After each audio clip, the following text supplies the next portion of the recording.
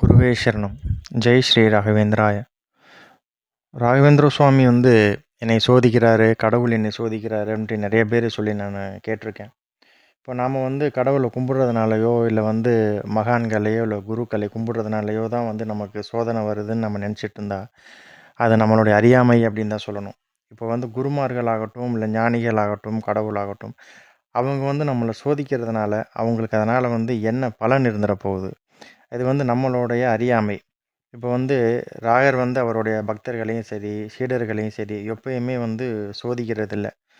உங்கள் சோதனைகளை கலைச்சு உங்களுக்கு நல்ல ஒரு வளமான வாழ்வை கொடுக்கறது தான் மகாகுரு ஸ்ரீ ராகவேந்திர சுவாமிகளுடைய ஒரு பிரதான ஒரு வேலை.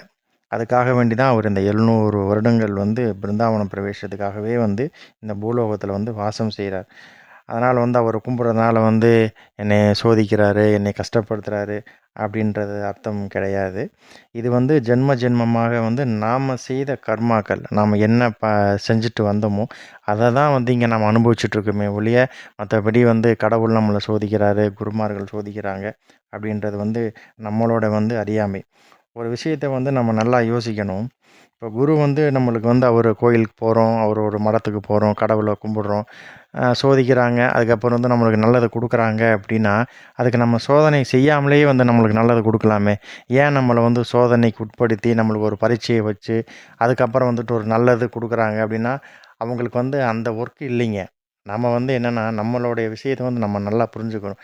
நாம் செய்த நல்லது தீமை இதுக்காக வேண்டி தான் நம்ம இப்போ நம்ம அடையிற நன்மையாகட்டும் தீமையாகட்டும் அது பிரகாரம் தான் நம்மளுக்கு எல்லாமே கிடச்சிட்ருக்கே ஒழிய மற்றபடி நம்மளுக்கு அவங்க கெடுதல் பண்ணுறாங்க, கெட்டது நினைக்கிறாங்க, நமக்கு நம்ம இப்போ பிரார்த்தனை நிறைவேறலை அப்படின்றது பார்த்திங்க அப்படின்னா நிச்சயமாக அப்படி இருக்காது. குரு குருக்களாகட்டும் மகான்களாகட்டும் நமக்கு வர ஒரு 100% துன்பங்களை கலைந்து ஒரு பாதி சதவீதம், ஒரு 50% இல்லை நமக்கு எவ்வளோ தாங்க முடியுமோ அந்த அளவுக்கு நமக்கு அவங்க நன்மை செய்கிறதுக்காக வேண்டி தான் இந்த உலகத்தில் அவதாரம் எடுத்து அவங்க இருக்கிறாங்க. அதனால் நமக்கு அந்த துன்பங்களும் கூட இல்லாமல் மகான்கள் அவங்களும் செய்ய முடியாதா அப்படின்னா அவங்களால செய்ய முடியும். அது ராகவேந்திர சுவாமினால் நிச்சயமாக அதை பண்ண முடியும். ஆனால் அப்படி செய்துட்டாங்க அப்படின்னா அப்போ நம்ம செய்த அந்த தீமைகளுக்கெல்லாம் நாம் தானே பொறுப்பாகணும். அப்போ அதை எல்லாத்தையுமே அவங்க ஏற்றுக்கிட்டாங்க அப்படின்றம்போது அப்போ நம்மளுக்கு உண்டான இந்த இந்த இங்கே நம்ம செய்ததுக்கு உண்டான எந்த வேலையுமே இல்லாமல் போயிடும். ரெண்டாவது அவருடைய ஸ்லோகத்தில் பார்த்தீங்க அப்படின்னா சத்திய தர்ம ரதாயச்ச பஜதாம் கல்பவருக்ஷாய நமதாம் காமதேனவே அப்படின்னு சொல்கிறார். அதாவது நம்ம என்ன தான் கேட்டாலும் அந்த சத்தியத்துக்கு தர்மத்துக்கு உட்பட்டு இருந்தது அப்படின்னா நிச்சயமாக அதை கல்பதருவா காமதேனுவா நின்று உங்களுக்கு கண்டிப்பாக நான் கொடுப்பேன் அப்படின்றது தான் அந்த ஸ்லோகத்தினுடைய பொருள். ஆக எப்போதும் நல்லா குருவை நம்புங்க. அது ராகவேந்திர சுவாமி இந்த ஒரு 700 மிருத்திகா பிருந்தாவனங்களில் வாசம் செய்து அவங்கவுங்க ஊரில் இப்போ எல்லாம் பார்த்திங்கன்னா இப்போ வெளிநாடுகளிலையும் இப்போ பிருந்தாவனங்கள் வர ஆரம்பிச்சிருச்சு. இப்போது அவங்கவுங்க இருக்கிற ஊர்லேயுமே பார்த்திங்கன்னா எல்லா மிருத்திகா பிருந்தாவனங்கள் இருக்குது. வாய்ப்பு இருக்கும்போது அனுதினமும் போக முடியல அப்படின்னாலும் வாரம் ஒரு முறை வியாழக்கிழமையாவது அவர் போங்க, அவர்கிட்ட போய் உங்களுடைய பிரார்த்தனைகளை செய்யுங்க. எப்பயுமே உங்களுக்கு வரும் கஷ்டத்தை ஒரு கஷ்டமே இல்லாமல் அதை பாதி அளவுக்கு கண்டிப்பாக அவரால் தாங்கி உங்களுக்கு நிவர்த்தி செய்து கொடுக்க முடியும். இப்போ இன்னொன்று என்ன சொல்லணும் அப்படின்னா இன்றைக்கி நடந்த ஒரு விஷயத்தை நான் உங்களுக்கு சொல்கிறேன். எப்பயும் போல் காலையில் வீட்டில் பூஜையை முடிச்சுட்டு நான் மடத்துக்கு கிளம்பிட்டேன். போகும்போது மணி ஒரு 11-11:30 மணி இருக்கும். சுவாமிக்கு அப்போ தான் நெய்வேத்தியம் பண்ணிகிட்டு இருந்தாங்க. ஒரு 10 நிமிஷம் உட்காந்துருந்தோம். அதுக்கப்புறம் தீபாராதனை ஆச்சோன்னா நான் எப்பயும் போல் பிரதட்சணமெல்லாம் பண்ணிவிட்டு நமஸ்காரம் பண்ணிவிட்டு குரு ஸ்தோத்திரமெல்லாம் சொல்லிவிட்டு அங்கே திண்ணையில் உட்காந்துருந்தேன். அப்போ தீபாராதனையெல்லாம் முடிச்சுட்டு கதவெல்லாம் சாத்திட்டாங்க. சாத்திட்டு உட்காந்துருப்போம். நான் போய் சாப்பிட்டு வந்துடுறோன்னு சொன்னாங்க. சரி மாமா நீங்கள் சாப்பிட்டு வாங்கன்னு சொல்லிவிட்டு உட்காந்துருந்தேன்.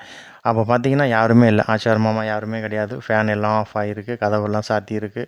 நானும் திண்ணையில் உட்காந்துருக்கேன். குருராஜர்கிட்ட பேசிகிட்டு இருக்கேன். எப்பயும் போல் அவர்கிட்ட நம்ம பக்கத்தில் ஒரு நபர் எப்படி உட்காந்துருந்தா பேசிகிட்டு இருப்பாங்களோ அந்த மாதிரி அவர்கிட்ட நான் பேசிகிட்டு இருக்கேன். அப்போ இந்த மாதிரிலாம் சொல்கிறாங்களே, நீங்கள் கஷ்டப்படுத்துறீங்க, ராயர் என்னை சோதிக்கிறாருலாம் சொல்கிறாங்களே, அப்படிலாம் உங்களை யாரும் புரிஞ்சுக்க மாட்டேன்றாங்களே ராயர்ன்னு சொல்லிட்டு எனக்குள்ளே இருக்கிற ஒரு ஒரு ஆதங்கம், என்னென்ன பேசணுமோ எல்லாம் அவர்கிட்ட வந்து ஒரு நபர்கிட்ட பேசுகிற மாதிரி நான் அவர்கிட்ட பேசிகிட்டு இருக்கேன். அப்போ வந்து சரியா ஒரு பிருந்தாவனத்துக்கு முன்னாடி போய் உக்காந்துக்கலாமேன்னு சொல்லிட்டு அவர் பக்கத்தில் போய் உக்காந்துட்டேன். உட்காந்து பேசிகிட்டு இருக்கும்போது அவருக்கு முன்னாடி 2 விளக்கு இருக்குது. அந்த தீபம் வந்து பார்த்திங்கன்னா சாந்தமாக நிசப்தமாக எரிஞ்சிட்டே இருக்குது. ஆனால் ஒரு பிருந்தாவனத்தில் போட்டிருந்த அந்த துளசி மணி மாலை மட்டும் ஆடிக்கிட்டே இருந்தது. நானும் அந்த மலையை பார்த்துட்டே வந்து பார்த்திங்கன்னா அவருடைய ஓம் ஸ்ரீ ராகவேந்திராய நமக, ஓம் ஸ்ரீ ராகவேந்திராய நமன்னு இந்த மாதிரி சொல்லிக்கிட்டே இருக்கேன்.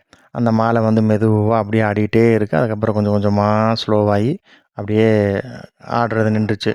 அப்போ நான் அவர்கிட்ட பேசிகிட்ருக்கேன், என்ன குருராஜா, எதுவும் இப்போ வெளியில் போயிட்டு வந்தீங்களா, எதுவும் எழுந்துட்டு உக்காந்தீங்களா, இல்லை எதுவும் கொஞ்சம் உடம்பு எதுவும் அசைச்சு உக்காந்தீங்களா அப்படின்னு சொல்லிட்டு அவர்கிட்ட கேட்குறேன். சும்மா யதார்த்தமாக நம்ம கேட்போமே, அந்த மாதிரி வந்து அவர்கிட்ட நான் எப்போயுமே எப்போயுமே அவர்கிட்ட நான் பேசுகிற பழக்கம் உண்டு.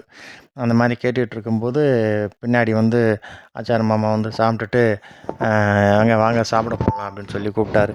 நானும் வந்து உடனே சரி சொல்லிவிட்டு குருராஜா வந்து நமஸ்காரம் பண்ணிவிட்டு, சரி குருராஜா சாப்பிட்டு வந்துடுறேன்னு சொல்லிட்டு எழுந்திருக்கிறேன். அவருடைய பிருந்தாவனத்தில் நான் எப்போ போனாலும் பார்த்திங்கன்னா அந்த பிருந்தாவனத்துக்கு வலது பக்கம், ஏன்னா அவருடைய வலது கை பக்கம் நிற்கிறது என்னுடைய வழக்கம். எப்போயும் அங்கேயும் தான் நிற்பேன். அங்கே தான் வந்து ஃபஸ்ட்டு நமஸ்காரமும் பண்ணிட்டு வருவேன். அதே மாதிரி அந்த வலது கை பக்கம் வந்து உக்காந்துருந்தேன். அந்த கரெக்டாக வந்து ஆமாம் நான் அசைஞ்சது அப்போ தான் எந்திரிச்சு உக்காந்தேன் அப்படின்னு சொல்கிற மாதிரியே இருந்தது அந்த ஒரு விஷயம். கரெக்டாக வந்து அவரும் வந்து கூப்பிட்றாரு, நானும் கரெக்டாக சாப்பிட்டு வந்துடுறேன் அப்படின்னு சொல்லிட்டு அவர்கிட்ட பேசிட்டு எந்திரிக்கிறேன். கரெக்டாக வந்து நான் எந்த பூவை பார்த்து நான் சொல்லிக்கிட்டு இருந்தேனோ அதே பூ மேலேருந்து கரெக்டாக கீழே எழுந்து தூக்கி போட்ட மாதிரி அப்படியே வந்து விழுந்ததுங்க. ஒரு நிமிஷம் எனக்கு அப்படியே வந்து மனசில் ஒரு பக்கம் எனக்கு அவ்வளோ ஒரு சந்தோஷம். கேட்ட கேள்விக்கு உடனே வந்து பதில் கொடுத்தாரு. ஆமாம் அப்படின்னு சொன்ன மாதிரி கொடுத்தாரு அப்படின்ற மாதிரியே இருந்தது அந்த ஒரு செய்கை. நீங்கள் அந்த படத்தில் இருக்கிறத கூட பிருந்தாவனத்துலேயுமே நீங்கள் பார்க்கலாம். 7 பூ இருக்கும் அந்த வஸ்திரத்துக்கு நடுவில் இருக்கிற மாதிரி இருக்கும். அதுக்கப்புறம் வந்து இன்னொரு பிருந்தாவனத்தில் பார்த்தீங்கன்னா 6 பூ தான் இருக்கும். இன்றைக்கி நடந்த விஷயம் அது வந்து உங்களுக்கு நான் டைமிங் முதற்கொண்டு நான் மேலே உங்களுக்கு நான் கொடுக்குறேன் பாருங்கள். அதை நீங்கள் இது எதுக்காக வந்து சொல்கிறோம் அப்படின்னா, நம்ம ஆத்மார்த்தமாக அவர்கிட்ட மானசீகமாக வந்து கேட்கும்போது உடனுக்குடன் பதில் கொடுக்குற ஒரு மகான், ஒரு குரு அப்படின்னா அது நம்ம ராகவேந்திர சுவாமி அவரை தான் நம்ம சொல்ல முடியும். அப்படி இருக்கிற சூழ்நிலையில் நம்மளை ஏன் அவர் சோதிக்கணும்? நம்மளுக்கு ஏன் அவர் சோதித்து அதனால் அவருக்கு என்ன பலன் இருக்குது? அதனால் வந்து ராயர் வந்து என்னை சோதிக்கிறார் அப்படின்ட்டுலாம் வந்து யாரும் எடுத்துக்க வேண்டாம். ராயர் மட்டும் இல்லை, எந்த மகான்களும் நீங்கள் எந்த குருமார்களை வணங்கினாலும் சரி, யாரும் நம்மளை சோதிக்கிறது இல்லை, சோதனைக்கு உட்படுத்துறதும் இல்லை. அவங்க நம்மளுடைய வந்து துன்பங்களை களைந்து நமக்குண்டான அந்த ஒரு கர்ம வினைகளை எல்லாத்தையுமே எடுத்து அதை நம்மளுக்கு தாங்கக்கூடிய அளவுக்கு அதை நம்மளுக்கு சுருக்கி நம்மளுக்கு என்ன தாங்க முடியுன்றது நமக்கு தெரியும். அந்த அளவுக்கு நம்மளுக்கு ஃபில்ட்ரு பண்ணி கொடுத்துட்ருக்குறாங்க. அதனால் மகான்களை நம்புங்க. இதை ஏன் நான் சொல்கிறேன் அப்படின்னா, நான் என்னமோ ரொம்ப பெரிய பணக்காரனா இல்லை செல்வ செழிப்போடலாம் வாழலைங்க. நான் ஆல்ரெடி 2-3 வீடியோ நான் போட்டிருக்கேன். நான் இருக்கிறது வந்து இங்கே ஈரோட்டில் வந்து வாடகை வீடு தான். மனைவிக்கு வந்து பார்த்திங்கன்னா வேலை இல்லை, நிலையான வேலை இல்லை. எனக்கும் வேலை இல்லை. ஆனால் 2 பேருமே வந்து பார்த்திங்கன்னா ஒரு டீச்சர் ட்ரைனிங் முடிச்சிருக்கோம். அவங்க இப்போ ஒரு டெம்பரரியாக வந்து ஒர்க்குக்கு போயிட்டுருக்காங்க. எனக்கு வந்து அந்த ஒரு நான் தான் சொல்லியிருந்தேன், அந்த கிட்னி ப்ராப்ளம் இருக்கிறதுனால எந்த வேலைக்கு என்னால் போகவும் முடியாது. பட் இந்த ஒரு சூழ்நிலையிலையும் குருராஜர்கிட்ட நான் ஒரு நாளும் வந்து என்னை ஏன் இப்படி சோதிக்கிறீங்க, என்னை ஏன் இப்படி கஷ்டப்படுத்துறீங்கன்னு ஒரு நாளும் நான் சொன்னது இல்லைங்க. ஏன்னா எனக்கு அது ரொம்ப சந்தோஷம் தான். ஏன்னு கேட்டிங்கன்னா, இந்த ஒரு வியாதி வராமல் இருந்திருந்தா நிச்சயமாக நான் இந்த பிருந்தாவனத்துக்கு நான் வந்திருப்பேன். இவர் கூட இவ்வளோ நெருக்கமாக இருப்பேனா அப்படின்றது நிச்சயமாக என்னால் வந்து சொல்லவே முடியாது. அதனால் வந்து எனக்கு இன்றைக்கும் வந்து ஏற்கனவே நான் சொல்லியிருக்கிறேன்.